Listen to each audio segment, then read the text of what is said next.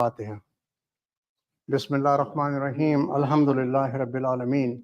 Ar-Rahman ar-Rahim. Maliki Yawmiddin. إياك نعبد وإياك نستعين اهدنا الصراط المستقيم صراط الذين أنعمت عليهم غير المغضوب عليهم ولا الضالين. Amen. Tomorrow is Earth Day, and that was the day which was initiated in mid 1970s to draw our attention to what is happening to this earth. And mostly it was man-made. So this beautiful ball, which is visible from the space, it does not show how it is being damaged. But if you really come take a close look, you will know that there have been some places irreparable damage to the earth. And the question arises whether it is sustainable in the long, long run. So my talk today is on this subject. Now, I must confess I am not a expert in the subject. My knowledge is limited to what I read, and this has been a subject which has been very close to my heart. Just like any kind of conservation. I was going to say conservatism. No. Yeah. So,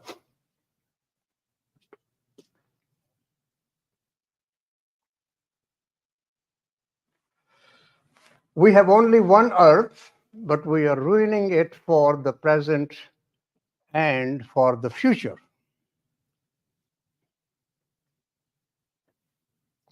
Earth Day was started in 1970.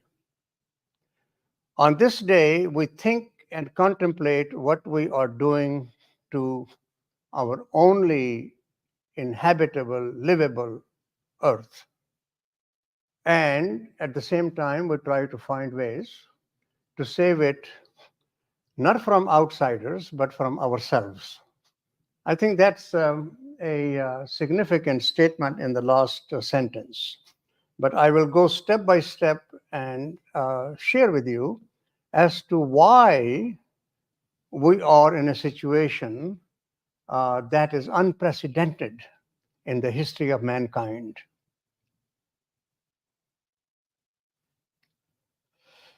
Most of it you have heard about the greenhouse gases. So, what are greenhouse gases? Um,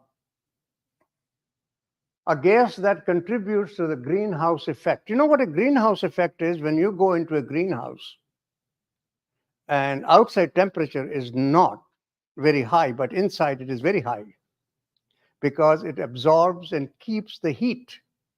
And that's where in the winter we grow plants and fruits and vegetables in some parts because outside we cannot do that. Greenhouse effect by absorbing infrared radiation, and that includes carbon dioxide and some kind of chlorocarbons. So this is the greenhouse effect, and whenever you hear of it, think of it stepping in to a greenhouse and to see how it feels.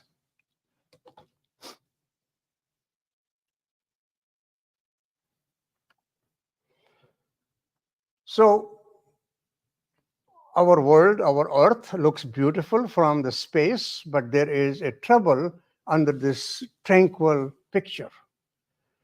And I mentioned about the greenhouse gases.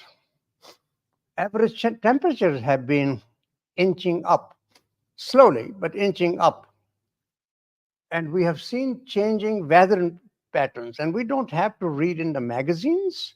We are observing it ourselves, that how the weather has been changing and its effect on agriculture and its effect on the ecosystem. And I will take those one by one in a while. But let's talk about the greenhouse effect.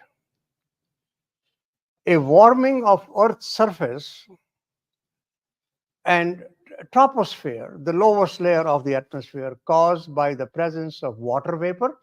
There is nothing we can do about it because when the sun shines, the water evaporates, and that water vapor is one of the culprits of catching heat and keeping it. Water vapor, carbon dioxide, methane, and certain other gases in the air. So these are the ones which trap heat and slowly and gradually elevate the temperatures. Of these gases, known as greenhouse gases, water vapor has the largest effect. And as I said, there is nothing we can do about that. But there are other things that we can do something about that, and I will come to that in a moment. Look at the radiation of the sun, which comes, heat comes and hits the surface of the earth. And then it bounces back, but then water vapors and carbon and methane, the gas, it traps it and doesn't let go of this heat. And hence we have a relatively increased temperatures.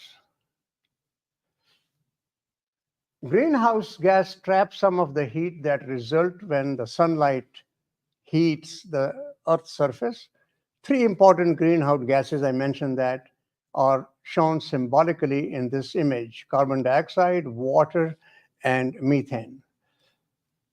There is nothing, as I said, we can do about the water vapor.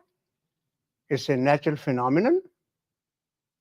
We cannot control it at this time scientifically. We can do something about the other two. The other two, and you will be surprised that cow farts and climate changes. And the cow says, "Excuse me." Methane gas is one of the important element of trapping heat. And the more beef we eat, the more animal husbandry we have, because of the milk or the beef, the more methane gas there will be. So, I mean, just keep that in mind that we're all contributing to the increased temperature outside Kroger when we go in to buy beef. There's a connected. Everything is connected. So what is happening now? All manufacturing produces carbon dioxide as a byproduct. Everything. Carbon dioxide is a byproduct. The gas has nowhere to go. And you have heard the word carbon footprint. Actually, what that means is how much carbon is being produced by manufacturing anything, whether a gallon of milk or a pound of beef. How much carbon is produced by that 1 gallon of milk? And you can extend that concept across all manufacturing, that carbon is the byproduct. So the amazing thing is that this line, 1911, the carbon emissions were like this up to 1911. And see what happened after that. It shot up. Look at 1958, and it goes up. For millennia, atmospheric carbon dioxide had never been above this line. And now it is. Everything is consequential. Everything is connected. Once we have so much carbon dioxide that we cannot get rid of, it will have effect on the earth and on the environment. I mean, this to me was very telling graph. So what caused that bump going up? Mostly industrial revolution. Since the onset of industrial revolution times in the 18th century, human activities have raised atmospheric CO2 by 50%. You saw the line, everything was below. Our ancestors were doing very well, living as nomads. But now we eat more beef. We want all this consumerism. All the factories in China are manufacturing things, creating carbon, and we are very happy. But we are paying the price of that happiness. And I will come to that specifically as to how we do that. Just take one measure. Forget about everything else which is happening. Health consequences of high temperature. Heat-related visits to the emergency rooms rose in 2023, 5-year high. I'm gonna pause and let you think. Heat-related emergency room visits rose 5-year high last year because human beings are not meant to withstand the kind of heat that we have been experiencing. Last year was the warmest year in 150 years. 2023 was the warmest year in 150 years. Last summer was the warmest summer on record. Now, here is a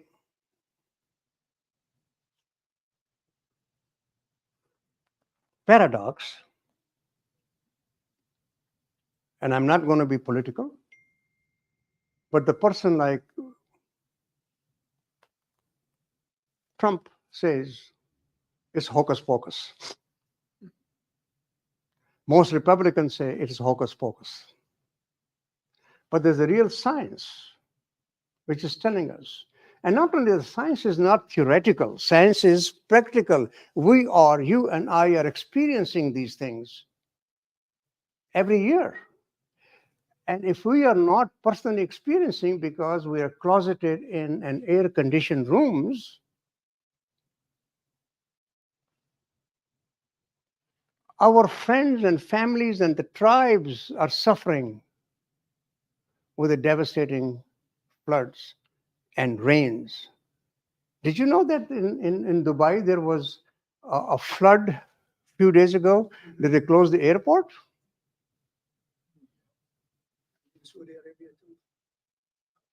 Yeah. And I'm sure there's no imams here, right? No. Okay. They open the holy book and start reciting it to ward off that problem instead of thinking. Yeah. So,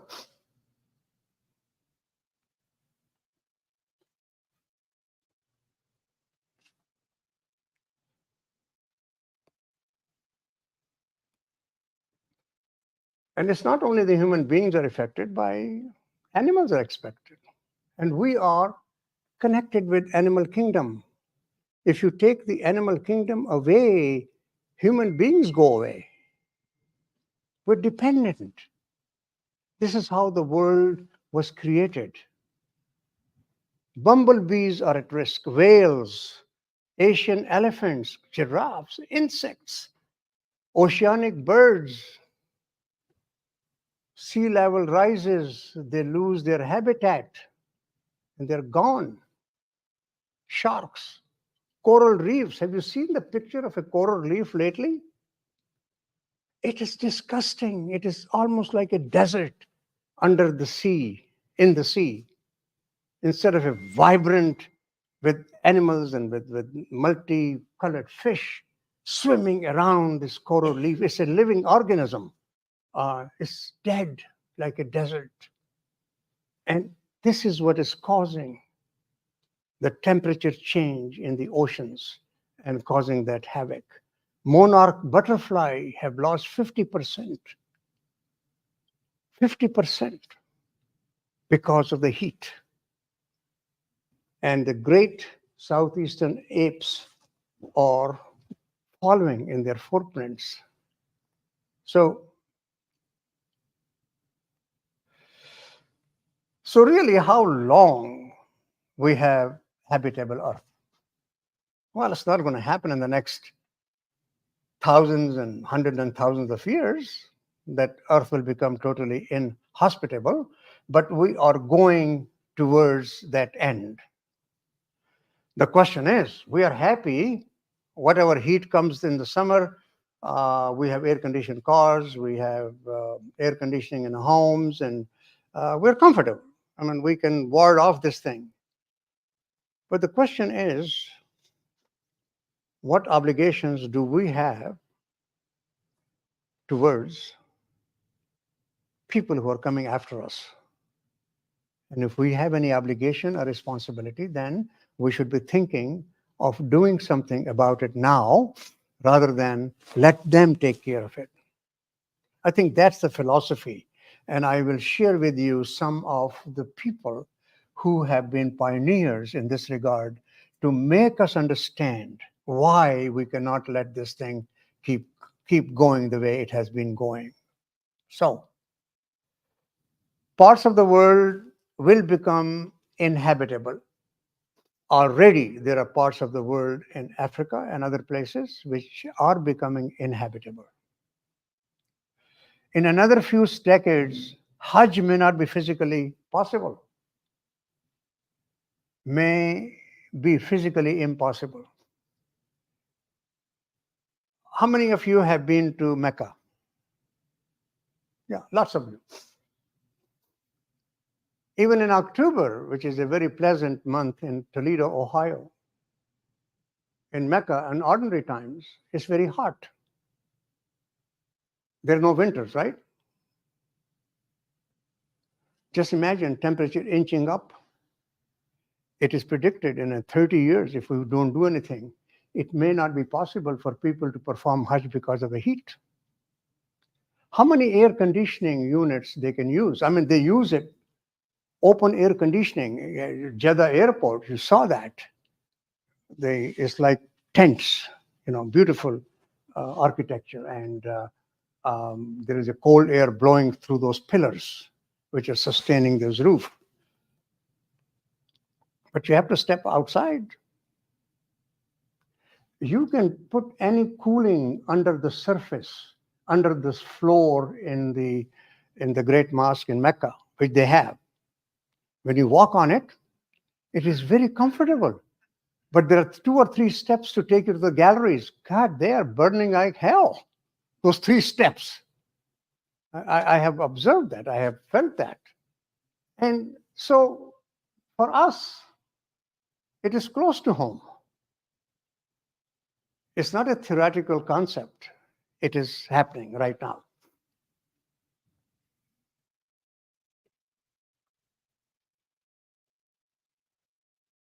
Farooq, I will try to find something optimistic. I know you are loving it. You are loving it, I know, but I will find something optimistic. All right. So the other things, 20%. Imagine, this is another statistic, which is things are happening in different parts of the world, and we consider they are isolated. But when you string them together, they make a composite picture. And that is scary.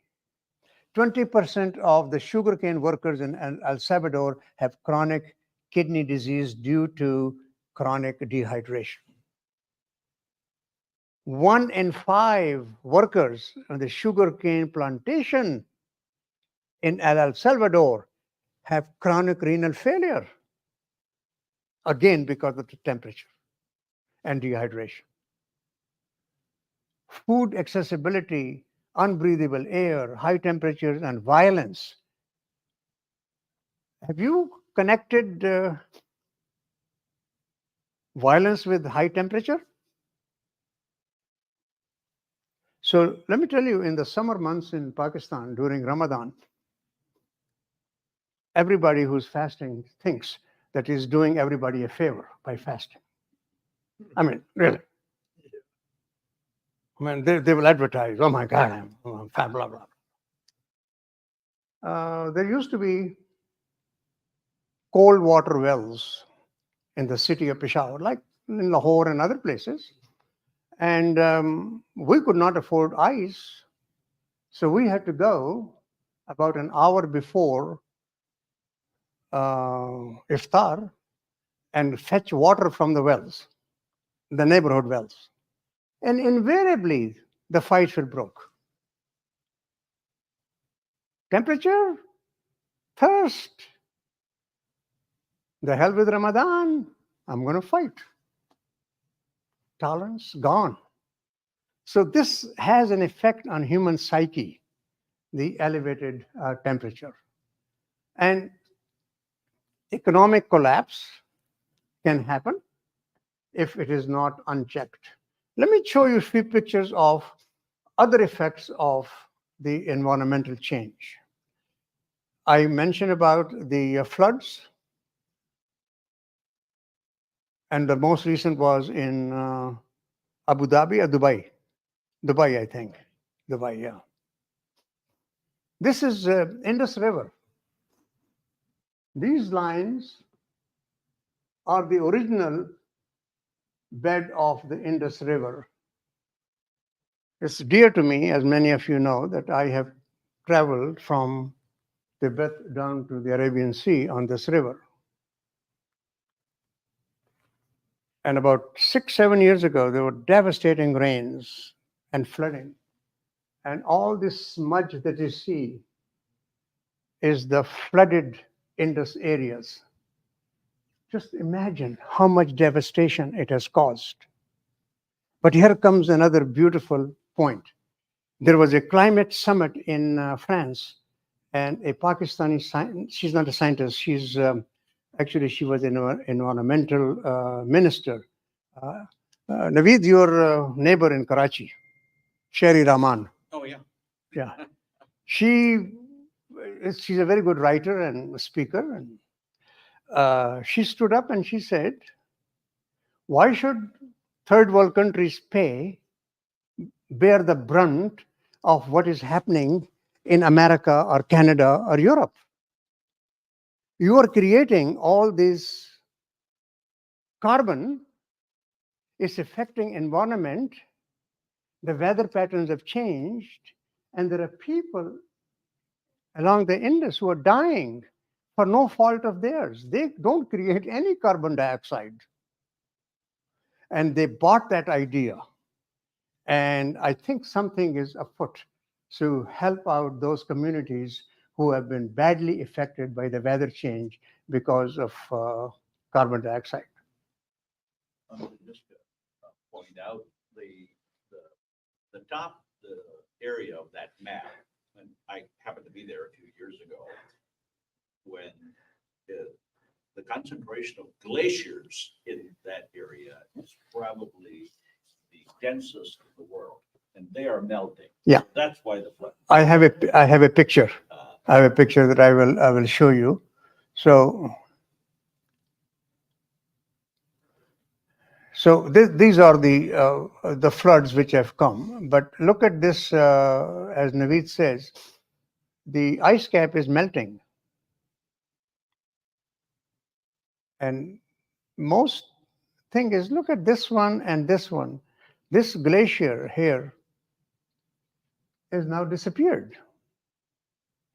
Look at this one here and this one here, disappeared. We happened to be in Canada, Naveed's family and I. We went and there is, in Canada, what they call them, ice fields. Ice fields. Glaciers. There are glaciers. And they're receding. We saw that. Yeah.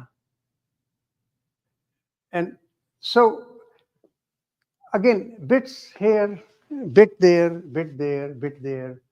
And we took everything as contained within that area. But when we start to connect the dots, we realize as to what is happening to the environment because of our activities.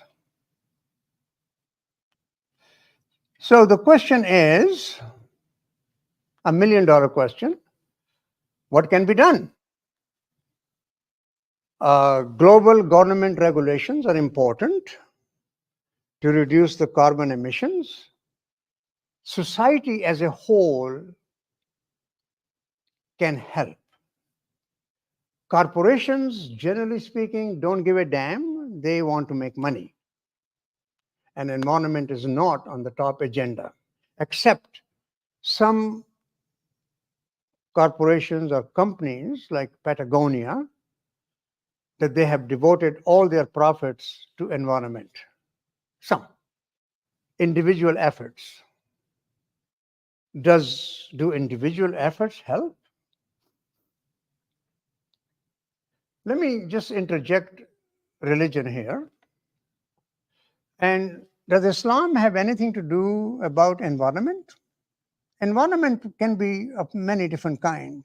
Environment can be just where you're sitting, area around you, or where you live, the neighborhood around you, or the city where you live, the whole area around you. That's all environment.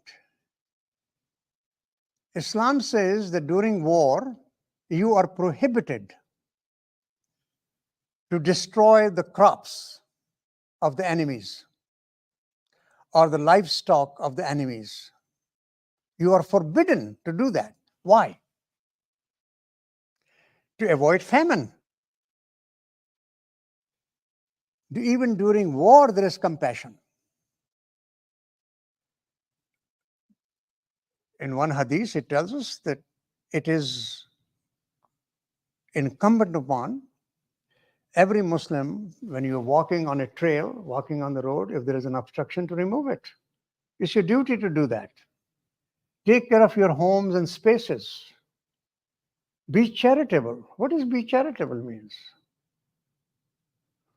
I think charitable means a lot more than giving zakat once a year. It's an everyday phenomenon.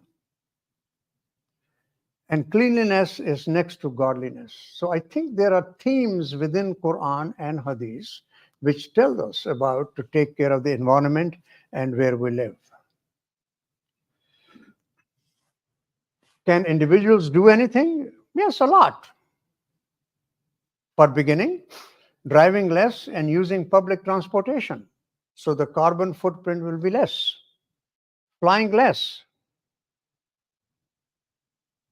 Do you know how much carbon is created by the airplanes? Enormous. Reducing, reusing, and recycling. Planting a tree. Use less electricity. Turn the lights off. And it costs money, but you are conserving. Eating less meat. I mentioned about that. Outside temperature is 100, and we go to Kroger and we are buying beef for a barbecue that afternoon. Look at the contradictions. Using alternate energy source. And of course, we know that there has been a lot done and being done for that currently. What can we do individually? Let me tell you a short story, a little bit of the story of a beached starfish. Usually people are pessimistic. We can't do anything. No, what I can do. Oh, it's too much of a problem.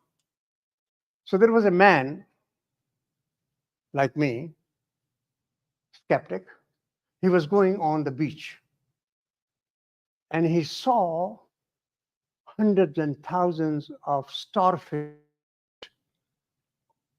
on the beach, just washed on the beach. So if they don't get back to the sea, they will die. So there was one man who was picking one at a time and throwing it back in the sea. And that skeptic in me said, you have to be stupid. From here until you see all the starfish. You couldn't possibly make a difference. And he picked up another one and he threw, he says, but it made a difference to this one. Yes.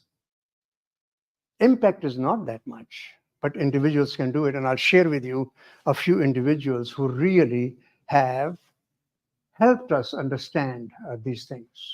The first one is a woman who's not alive. Her name was Rachel Carson. She was a writer, activist, and a marine biologist. Way back in the 62, she wrote a book, Silent Spring. And she was on a crusade against the artificial chemicals being used for agriculture and for other warfare also. And the chemical companies took after her with vengeance. But she persisted. And what she ended up doing is inspired a grassroots environmental movement that led to banning DDT in this country. One individual caused that. Led to the creation of EPA in our Environmental Protection Agency. Because of her effort that the government created that agency. And she was given posthumously Medal of Freedom by President Carter. So here's a legacy of individuals dedicated. There's another one. Greta Thunberg, 15-year-old Swedish girl, became very activist when she saw what was happening. She crossed the Atlantic alone in a boat which was carbon neutral. No gasoline, no engine, just masts and electric panels to create electricity. And she crossed in 15 days from England to New York. It was a wonderful feat that she did. There's her picture reaching New York in the Guardian. She was celebrated as a hero, 15-year-old girl. And she addressed the US House Select Committee on the Climate Crisis and addressed UN Climate Action Summit. She's still very active. She's about 19 or 20 at this time. Some people have poo-pooed her idea. This is a teenage fantasy or whatever, but imagine she has awakened our consciousness to the problem. As I said, I'm going to repeat this example again and again. A little problem in one corner, a little problem in other corner. We concentrate on those corners, but we don't realize they're all connected, and it is affecting the whole environment in the world. She is the one. See, that Carson drew our attention to chemicals, but this girl is doing it on a global basis. So I am almost to the end of my presentation. And what I will do in this at the end is to share a story with you. This story I read about 30 years ago on Earth Day. There was a newspaper supplement, and this story was published in that full-page supplement. So it's a story of shepherd by name of Alizard Beaufier, and it was written by a writer, Jean Giano. Provence is a southern district or area of France, which abuts the Mediterranean Sea and Italy. So as the story goes, this writer, while traveling in Provence, he came across a devastated area. The mountains were bare of any vegetations. just like a strip mining that we see in Pennsylvania. The lush, green, beautiful forest is gone, and now it's an ugly face craters.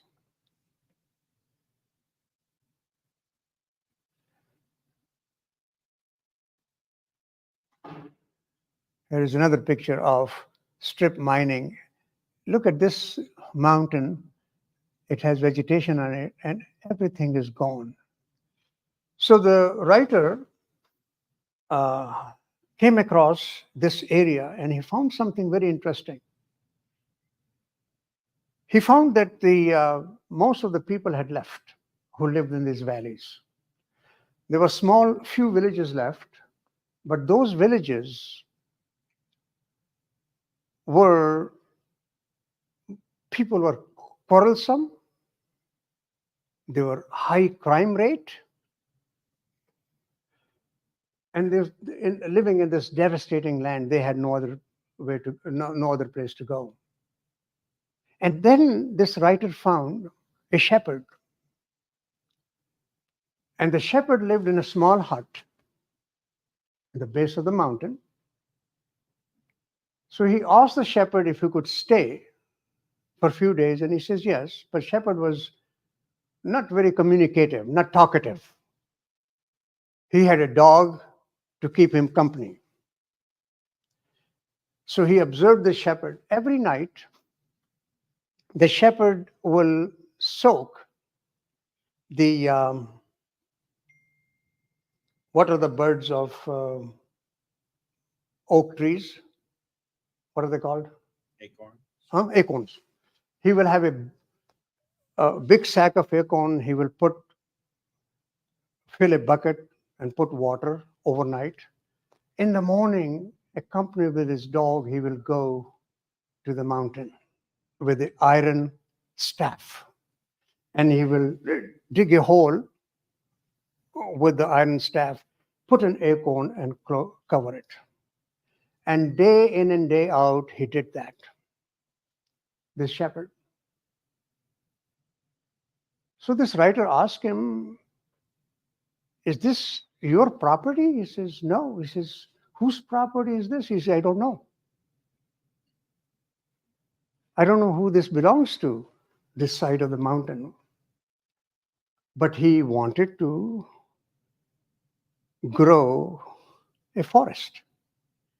So when he went about a kilometer, he couldn't make the trip back and forth. So he moved his hut. And what happened was, as the vegetations came up, so did the birds. And the water was retained by the forest. And the dry streams become alive. Water came. So came the life with that. And the people start coming back. According to this writer, he worked until he was in his 90s. And then he was in Paris in a hospice, and that's where he died. So last portion of my talk was, can individuals make a difference? Yes. There are hundreds and thousands and millions of mountains in the world. One person cannot repopulate those mountains with forest. Just like that one man could not throw all the starfish back in the ocean. But whatever we could do individually is helpful. And there are 3 examples that I gave that, other than the governmental regulation, which are important, EPA has been very good for the environment. And society has done that. The groups have done that, and individuals have done that. So, I don't have a really bright note to end this presentation on, but I think it's a reality check for all of us. Can I have the lights on, please? Questions, comments? Yes, Nasser. Nasser. My big question is, what can we do in the state of Ohio as individuals? For what? What can we do in the state of Ohio as individuals to reduce the carbon imprint? I think we should make groups, and I think we should, first of all, whenever you resist something, it is not very pleasant. Any resistant movement, any protest is not pleasant. You have to get out of your comfort zone to say that. I have 4 suggestions. Yes. As an individual, about 2 years ago, I signed up with zero carbon emission electricity from my Your home. Beautiful.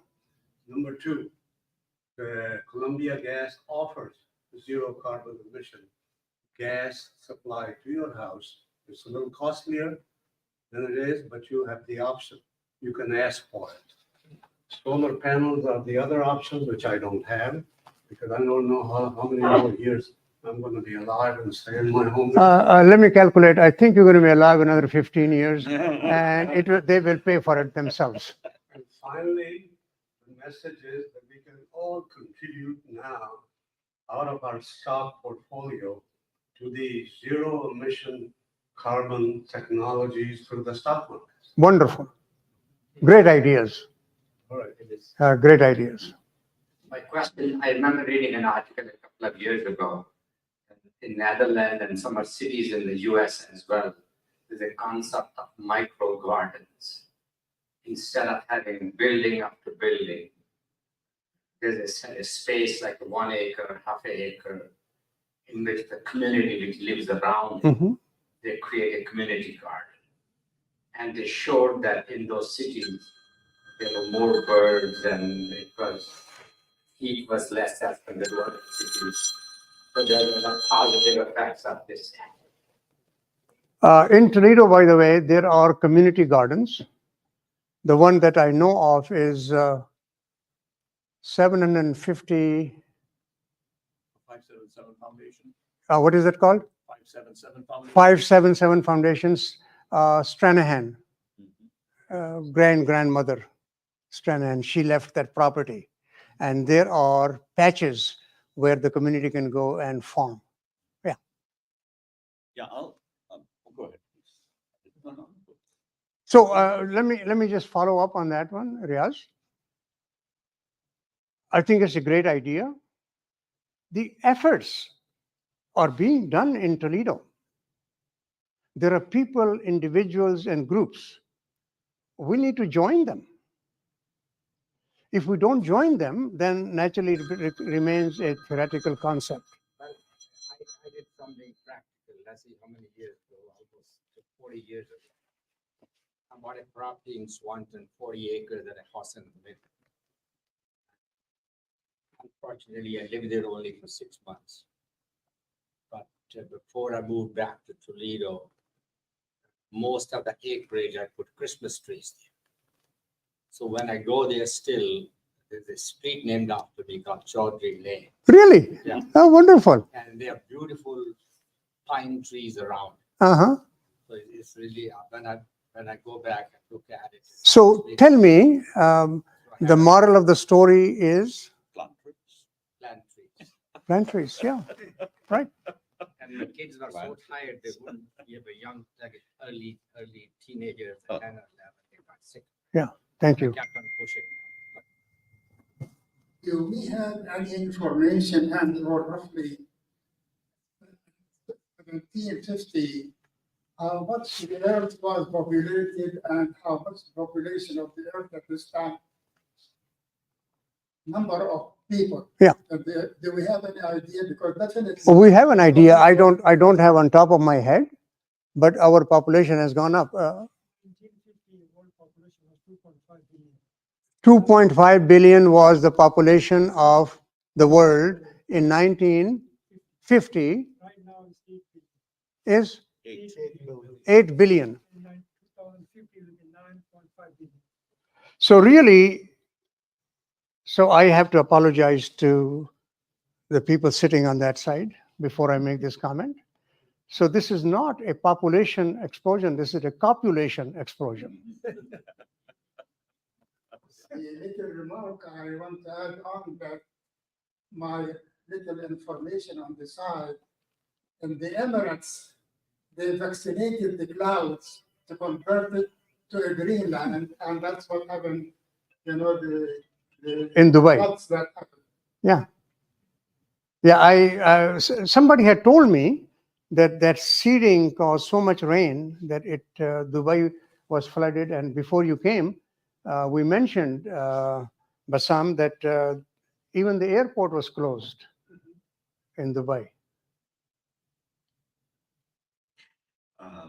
Yeah, by the way, really appreciate it. I think it was a great presentation and I'm fairly familiar with the subject, but putting it all together like this, I think was very nicely done. Number one. Number two, what you realize is that this green culture among young people Mhm. is very, very prevalent. Yes. And thinking is already changed, in my opinion, when, every once in a while. I think myself as a fairly, astute observer of all this and try to do what I can. But the young people are on a whole different level. Yeah. And they're ready to change their lifestyle, which I think. I have to have. agree. My close friends, their children, so environmentally conscious, much more than their parents. It's refreshing. Sometimes they make us uncomfortable, but that's okay.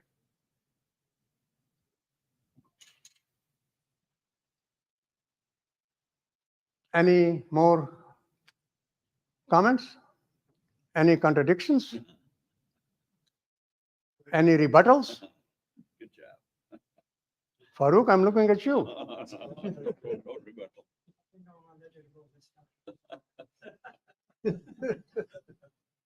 You did such a good job. that I'm finding it very hard to. So there is a story attributed to one of the, I think, Woodrow Wilson, president, that somebody gave a presentation, and then during the presentation he says a word which is, they use it in Arab countries a lot, yani, in other words. So he stopped him and he says, either you think I'm stupid that I did not understand the first time, or you are absolutely incompetent to present it in a understandable way.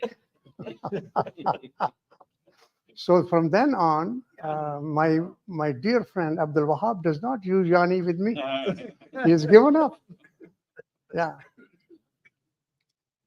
Okay. Well, a few minutes we will be for Zohar prayers. Thank you very much. Thank Very you. good, thank you.